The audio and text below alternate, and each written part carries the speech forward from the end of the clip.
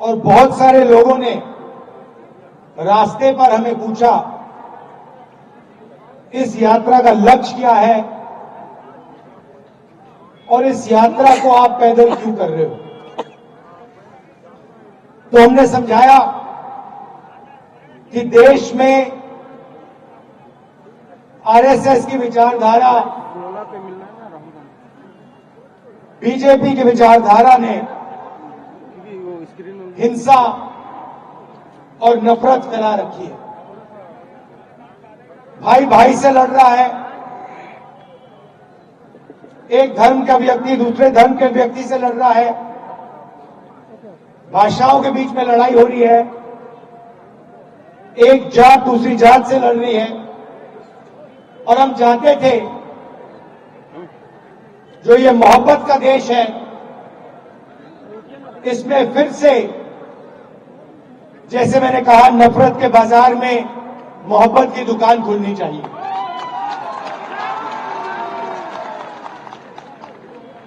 यात्रा में हम लाखों लोगों से मिले। सेल्फी का जमाना है तो हजारों लोगों के साथ सेल्फी हुई। 7 घंटे हम चलते थे, किसानों से, मजदूरों से, स्टूडेंट से, माताओं बहनों से बातचीत होती थी। उनके दिल में जो दर्द था, जो कठिनाइयां थी, वो हमें बताते थे। और शाम को 15 मिनट 20 मिनट के लिए हम अपनी बात रखते थे। और हिंदुस्तान की राजनीति पर यात्रा का बहुत बड़ा असर पड़ा। एक विचारधारा जो बीजेपी देश के सामने रोज रखती है, नफरत, हिंसा, उसके खिलाफ एक और नया विजन, एक नई विचारधारा खड़ी हुई, मोहब्बत की। आप जानते हो, नफरत को नफरत नहीं काट सकते। जितनी भी कोशिश कर लो, नफरत को नफरत नहीं काट सकता है। नफरत को सिर्फ मोहब्बत और प्यार काट सकते हैं। तो जिस तरफ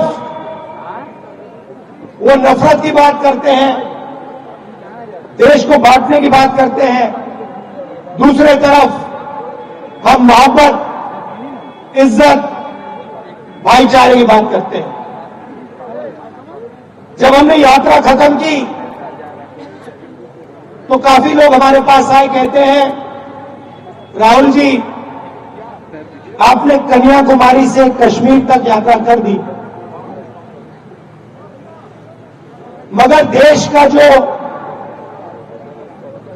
राजनीतिक सेंटर है, सोशल जस्टिस का जो सेंटर है, जहां से सामाजिक न्याय की लड़ाई शुरू होती है, वहां से तो आपकी यात्रा गई नहीं। बिहार से आपकी यात्रा गई नहीं, असम से आपकी यात्रा गई नहीं। तो बहुत लोगों ने हमें कहा कि एक यात्रा नॉर्थ ईस्ट से लेकर महाराष्ट्र तक होनी चाहिए। और हमने बात मान ली, इसीलिए आज हम आपके सामने खड़े हैं। बिहार में से अब ये यात्रा, भारत जोड़ो न्याय यात्रा, निकलने जा रही है। शुरुआत मणिपुर में की, वहां हमने बीजेपी की जो विचारधारा है उसको अपनी आंखों से देखा। मणिपुर को 2 भागों में बांट दिया है, भाई को भाई से लड़ा दिया है, और पूरा प्रदेश 6-7 महीने से जलता जा रहा है। दुख की बात है कि हिंदुस्तान के प्रधानमंत्री आज तक मणिपुर नहीं गए। शर्म की बात है।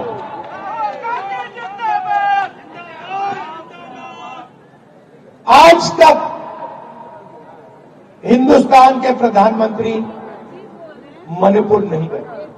मणिपुर जल रहा है, लोग मारे जा रहे हैं, घर जलाए जा रहे हैं, मगर आज प्रधानमंत्री वहां आज तक नहीं पहुंचे। तो ये देश की हालत है। अब बिहार में हमारा क्या लक्ष्य? इस यात्रा में हमने न्याय शब्द जोड़ दिया है। भारत जोड़ो न्याय यात्रा। और सच्चाई यह है कि आज के हिंदुस्तान में गरीब व्यक्ति को न आर्थिक न्याय मिलता है, न सामाजिक न्याय मिलता है।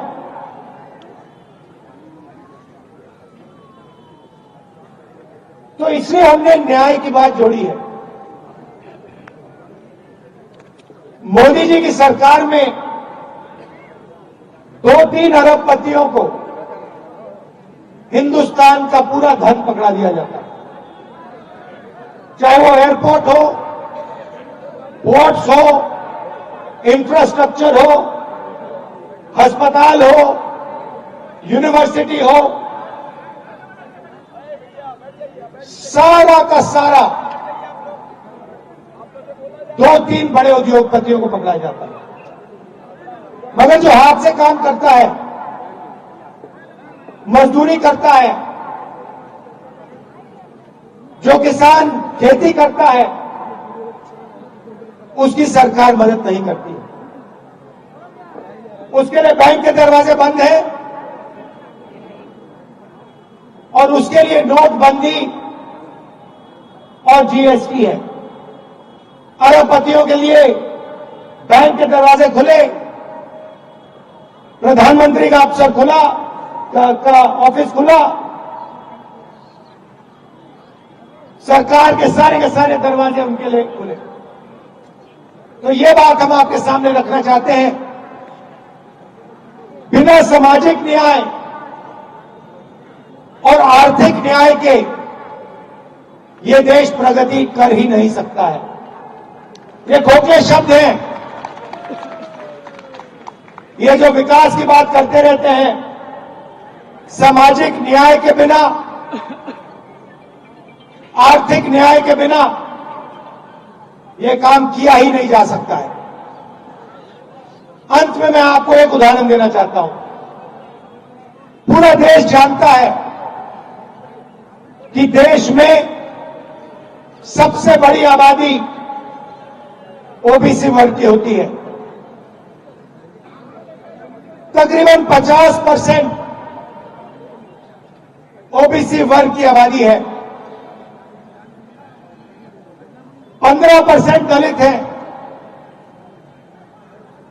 12% आदिवासी हैं, तकरीबन 15% माइनॉरिटी है। ये सच्चाई है देश की। यहां जो ओबीसी वर्ग के लोग बैठे हैं, मैं आपको बताना चाहता हूं कि हिंदुस्तान की सरकार को 90 आईएएस अफसर चलाते हैं। देश का पूरा बजट